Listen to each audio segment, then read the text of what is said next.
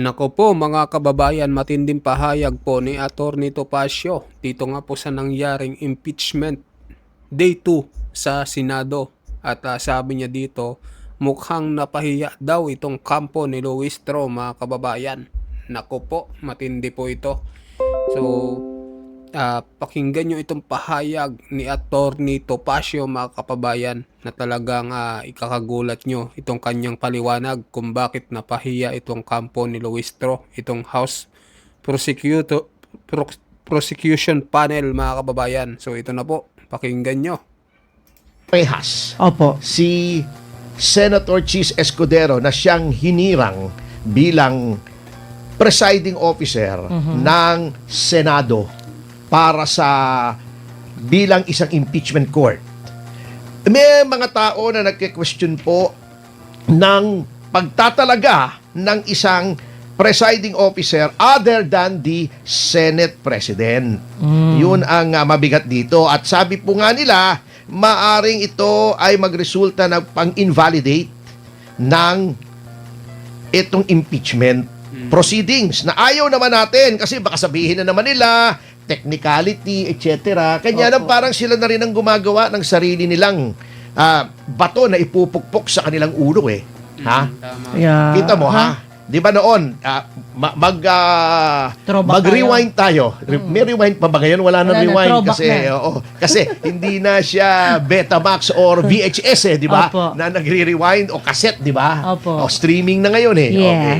Throwback tayo. Throwback, Di ba yes. nung June 3 nagpalitan ng leadership ng Senado, di ba? Opo. Bago sinabi yung 12 daw ay quorum na. Okay. Then, pinalitan ng Senate President. Yes. Then, inamend nila yung rules ng impeachment. Sitting not as an impeachment court, but as the Senate. Oh. Sinabi nila, pwedeng maglagay ng presiding officer aside from the Senate President. Okay. Unang-una, kinwestiyon yan. Sabi, inamend nyo yung rules, sabi ni Senator Marcos, when you were just sitting as the Senate, as a legislature, hindi as an impeachment court. Okay. May puntos naman. Hindi ko sinasabing tama, hindi ko sinasabing mali, pero may point. Yes. Number 2, yun nga, etong kahapon, inelect na presiding officer, si Chis Escudero. Ang akin lamang, gusto pala ng majority kasi naging 30 na sila, di ba? Opo. Naging 30 na sila, so wala namang question na majority na. Opo. You need 13 to elect a Senate President. Completed na sila. Kung completed na, okay. Yun pala ang gusto nyo ang mag-preside sa Senado doon sa impeachment court. Kasi alam nyo na naman at that time na naghalal kayo ng Senate President na magkakaroon ng impeachment. Alam nyo na, di ba? Si SP Cayetano pa Opo. ang nakaupo. Dumating na yung taga-House at tinransmit na yung articles of impeachment, di ba? Yes. Habang nagkakagulo, di ba? Opo. O, di alam nyo na magkaka-impeachment. Gusto nyo pala, abogado, Ayun. ang mag-preside. Bakit hindi pa antimano Yun na dapat. si Senator Escudero na ang pinili inyong nyo. inelect as Senate President. Ngayon, unang-una, ito epekto ha. Ito ang unang-unang epekto na, well, this is the least of our worries. Yes. Kasi ang dami tuloy pumupuna. Ang dami-dami ha. Na bakit dalawa nakaupo? Parang kengkoy. Oo. Bago yung isa, wala namang ginagawa. Okay.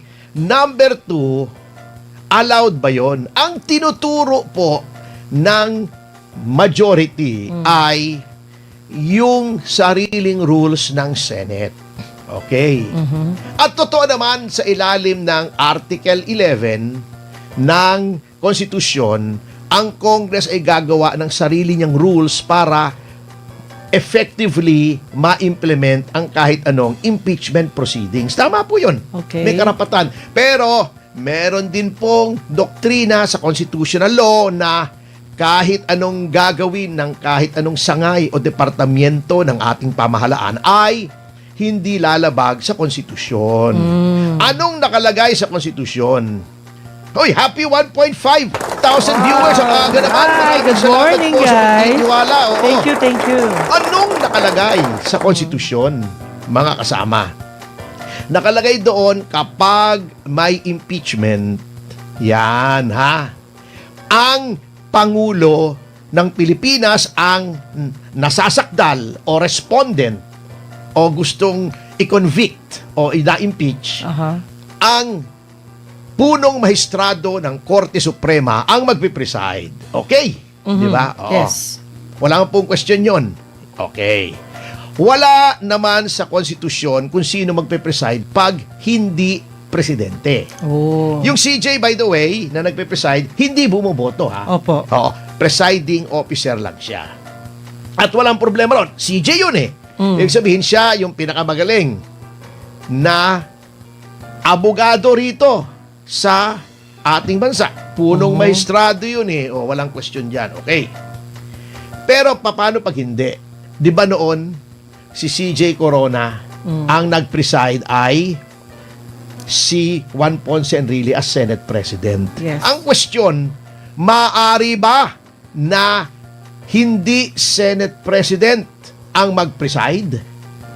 Hindi. Pwede bang pumili ang Senado ng ibang presiding officer? Yun ang question. Simple lang.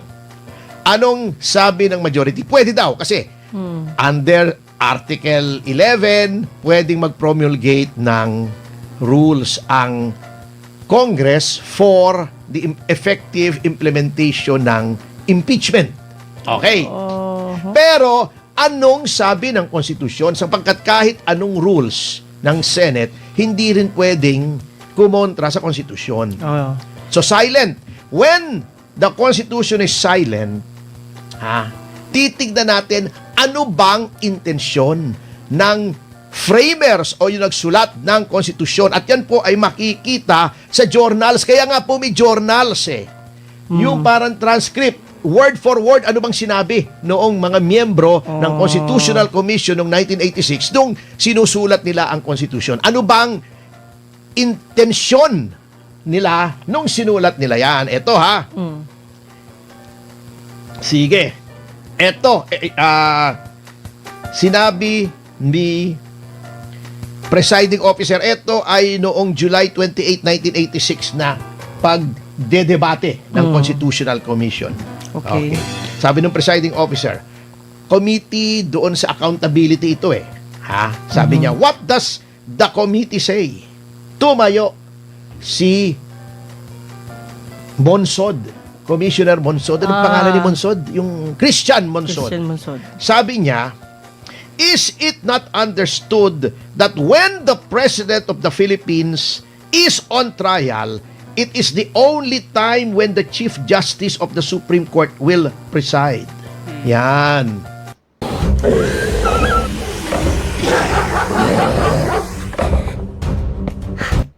Oh, happy 2,000 viewers! Maraming salamat po. Thank you. Sabi niya, di ba, pagka ang presidente ang nililiti sa impeachment, yung Chief Justice, okay? Yes, kapag president. Oo, sabi niya. Is it necessary to say that the Senate President shall preside during all other times? Sabi niya, kailangan pa bang sabihin na ang Senate President ang magiging presiding officer? Pagka hindi na presidente, basta any of the impeachable officers, Vice President, Chief Justice and Justices of the Supreme Court, yung mga constitutional bodies, COA, COMELEC, yan Civil Service, okay?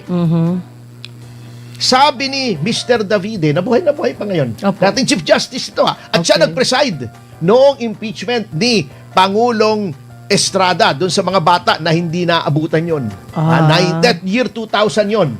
So kung below 25 ka, ay kahit 25 ka, syempre hindi mo naman alam yon. Alam naman 2 years old, nanonood ka ng impeachment, di ba? Oo. Hindi mo ba alam yun? Oo, diba? Oo, sabi niya, Mr. Presiding Officer, I precisely presented that because we had a distinction when it comes to the Chief Justice of the Supreme Court. Okay, ito, maliwanag po But with that clarification, that in all other cases, it would be the President of the Senate who will preside. Okay? Yun ang intensyon ng sumulat nitong mga talatang ito sa ating saligang batas. Uulitin ko ha. Tagalogin mo para maintindihan nila. Madali lang ito. In all other cases, Sa ibang mga kaso, it would be the President of the Senate dapat ang presidente ng Senado who will preside. ang magdedesisyon. Hindi, mga ngasiwa. Mga ngasiwa, okay. Parang siya yung mga ngasiwang ministro. I withdraw the amendment. Yan. Hindi na niya pinalagay na in all other cases. Kasi klaro naman.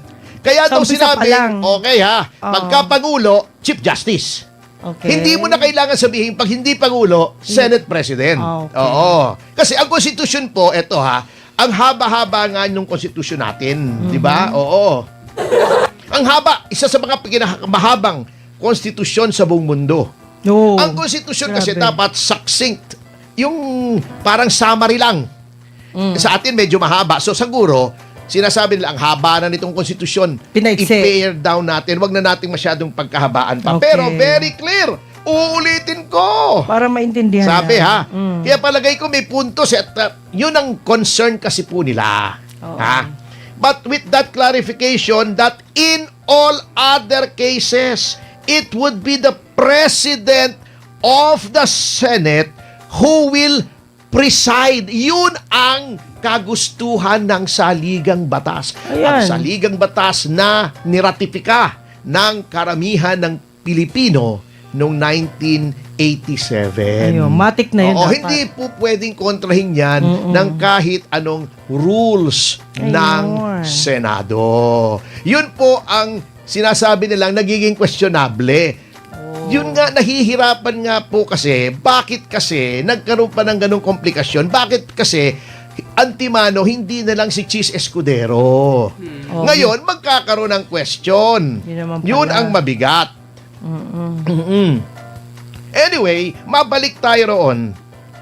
Eto naman, kaya ako naman nasabing wala namang problema kay Cheese except for the constitutional dimension noong kanyang pagkahalal bilang presiding officer nitong impeachment court. Kasi maayos naman ang kanyang mga rulings. Oo. Unang-una, nilay daw na niya yung pundasyon ng botohan. Sabi niya, the Constitution is clear. Conviction requires a concurrence of 2/3 of all the members of the Senate. Yan.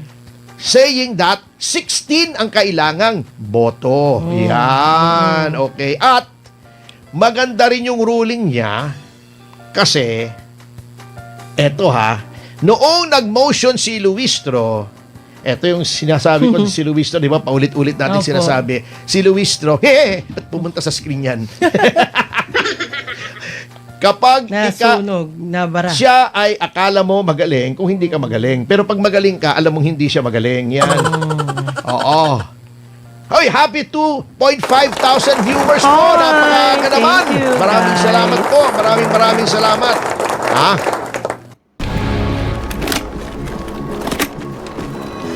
Leopard went dark 3 hours ago. Okay. Mga kasama, eto ha, si Luistro ay bigla nag-motion. Ang sabi niya, i-arraign daw. I-arraign si VP Sara Duterte sa mga tuwid bagay, hinalin tulad niya yung impeachment court sa hearing sa criminal case.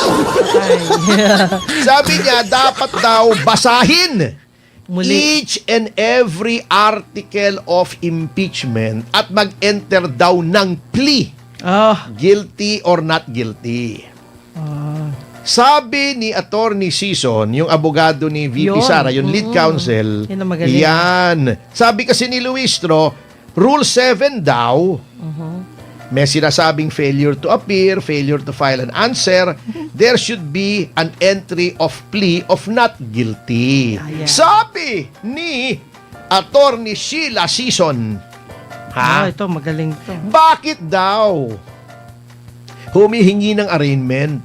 O entry ng plea of not guilty si Luistro. Kasi sabi niya, walang suporta sa rules yang sinasabi mo manay, sabi niya. Kasi yang plea of guilty or not guilty, kapag ang respondent sa impeachment trial ay hindi sumipot, either by himself or herself or by counsel, at hindi nag-file ng answer. Yun. Okay. Kung ganon, ay tatama si Luistro. Pero hindi po ganon ang sitwasyon. At Yes. sinabi ni Attorney Sison, nag-appear po si Vice President. Vice President, hindi personally, pero yung summons na pinirmahan ni Senator Win Gatchalian ay appear personally or through counsel. Ayun. Pinapayagan na siya ay mag-appear sa pamamagitan ng kanyang mga abogado na naroroon. Therefore, it is compliant with the summons na pinadala ng impeachment court. Number 2, may answer naman. O bakit ka magpa-file ng maghahatag ng motion na i-arraign. Okay, yun ang debate. Yan. At pagkatapos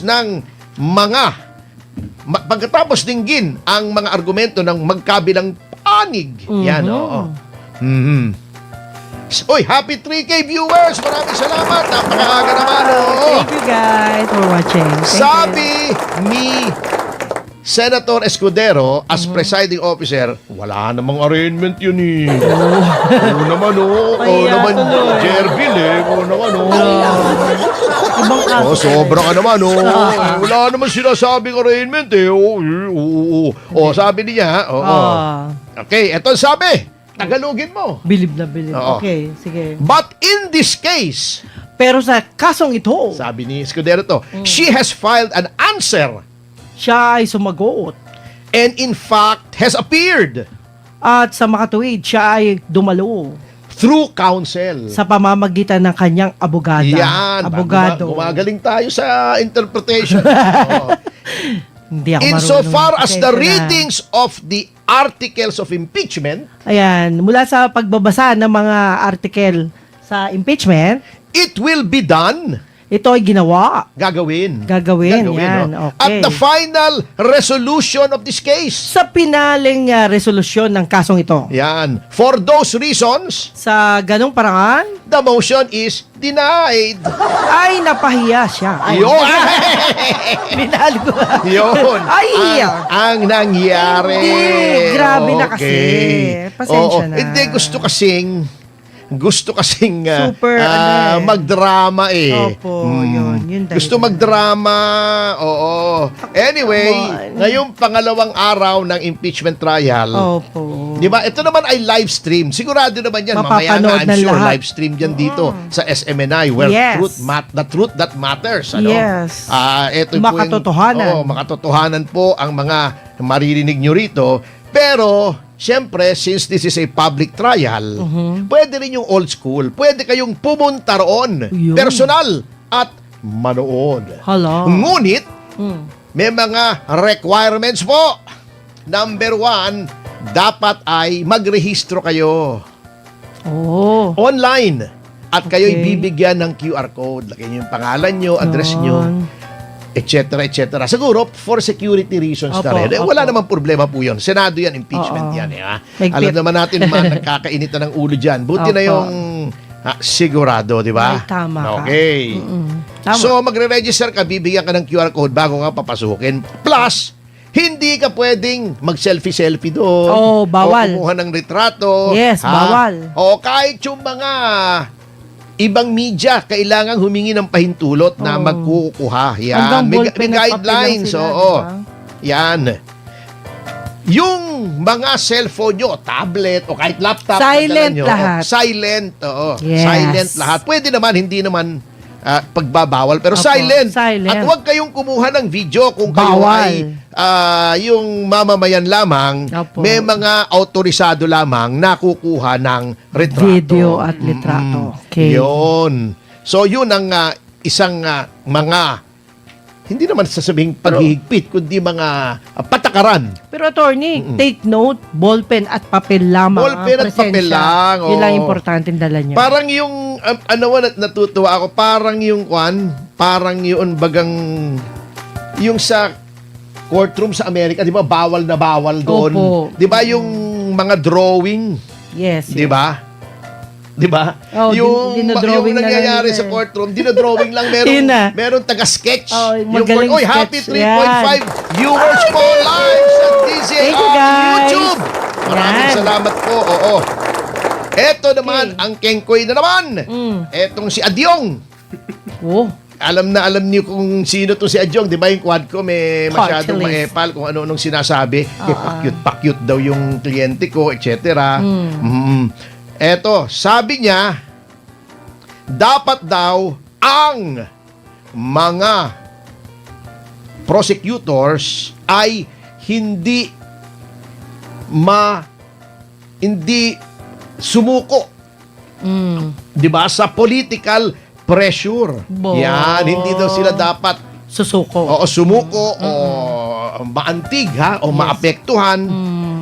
Sino Matakot, ba parang nagpo-political pressure? Hindi ba kayo? Iyo. Hindi naman kami.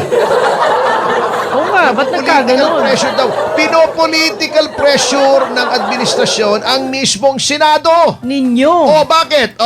Di ba? Ang gulo. Na-elect si Cayetano ng majority, Opo. pinilit nyo na yung minority. Pinasok Sinuspend nyo pa yung Sergeant at Arms. Di ba? Pinakulong nyo pa si Jinggoy. Oh. Ginawa nyo pang wanted si Bato. Hindi naman mandatory ang ICC. Wala na naman tayo sa Correct. ICC. At inargue na natin yan kung bakit. Hindi ko na uulitin. Opo. Pinakulong nyo si Marcoleta. Ngayon naman, tinatakot nyo si Bongo ng ICC warrant 10. Oh. Meron pang yung sinasabi, alam nyo, 2025 pa. November 2025 pa, sinasabi ng ombudsman, may mga makukulong yung si Kayaon ba yun? Sino ba yun? Yung babae, Mitch. Kayaon ba yun? Hindi ko. Na congressman, si Joel Villanueva, ayun, si Jinggoy sinabi, pero yun nga. Bakit isa-isa? At bakit kalaban lang? Bakit yung kakampi? Bakit sa inyo wala? bakit yung pumunta sa majority na si Joel Villanueva? Wala. Oh. Bakit yung mga congressmen? Wala ni isa. Wala ni isa. Ang daming nabanggit na congressmen doon sa ICI. Di ba? Yun. Nauna pa Ang si daming Senator pinatawag na Marcoleta. congressmen. Ano ba naman yan? Nasaan sila? Yun, nauna pa si Marcoleta na siyang Lumalaban nag-iimbestiga. Okay. Pambihira naman, oo. Ano ba naman yan? Teka, natitension ako. Bakit? May kape dyan, may kape. Oo. Kape. Di ba kahapon, timing na timing naman Halatang halata Opo. naman kayo. Pambihira naman kayo. Huwag naman ganon.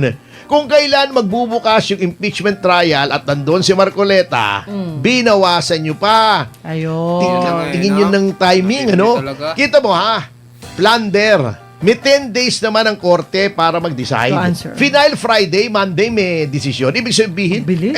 palakpakan natin ang Sandigang Bayan kung sila ay nagtrabaho ng Sabado at Linggo para tingnan yung ebidensya. O bago may warrant agad. Wow naman, timing naman. Si Mike Defensor, yung sumusuporta sa 18 Marines na ayaw yung pakinggan, pinaaresto nyo rin. Galing nyo. Anong kasalanan ng tao? Nagsabi ng totoo. Nagsabi ng totoo. Tinutulungan yung mga gagawin nila. nagsasabi ng totoo. Tinulungan Opo. si Gutesa. Tinulungan yung 18 Marines. Ayan, nakulong yung tao. Kawawa naman. Oo. Sinisira nyo yung buhay ng mga tao para lang matakpan. Sa bagay, alam nyo, ilagay mo yung sarili mo sa lugar nila. Kung daan-daang bilyon talaga yan, kahit ano, gagawin ko na. Pero ako, Opo. hindi ako ganan.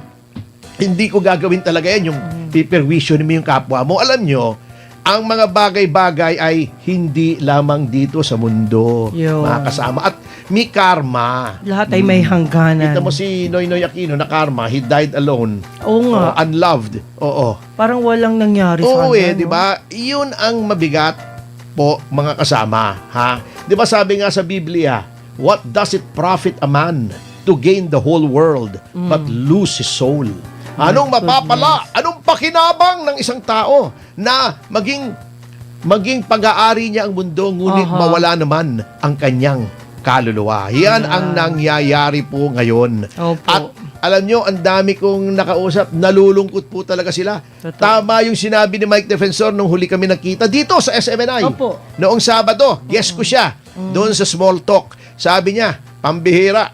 Kita mo, ang dami-daming tumanggap ng maleta ng mga congressmen, ng mga senador. At napatunayan yan. Oo, nandyan may mga witnesses. Sinabi rin ni Saldico! Sinabi ni Saldico! Hindi lang yung 18 Marines, baka nakakalimutan yung testimonya ni Marami, Saldico. oo.